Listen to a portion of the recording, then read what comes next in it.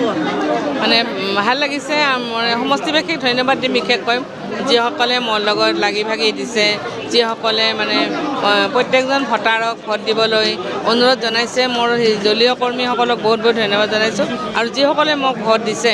তেওঁলোকক মোৰ ফালৰ পৰা আন্তৰিক ধন্যবাদ জনাইছোঁ বাই ইলেকশ্যনৰ পিছতে যিহেতু বেছি সময় আপুনি পোৱা নাই আৰু নতুনকৈ কাৰ্যভাৰ গ্ৰহণ কৰিব 5 বছৰৰ বাবে কেনেকুৱা পৰিৱৰ্তন আশা কৰিম বঙাইগাঁৱত আৰু নতুনকৈ পৰিৱৰ্তন মানে সময় সাপেক্ষে বস্তুটো হয় যিটো আহে সেইটো আমি নিশ্চয় কৰিব লাগিব এতিয়া চৰকাৰৰো কিছুমান আঁচনি থাকে আমি সেইমতে চৰকাৰৰ পৰা আঁচনিৰ ধন পাব লাগিব সেইমতে আমি কাম কৰি যাম এইবিলাকতো ব্যক্তিগতভাৱে নহয় চৰকাৰৰ আমি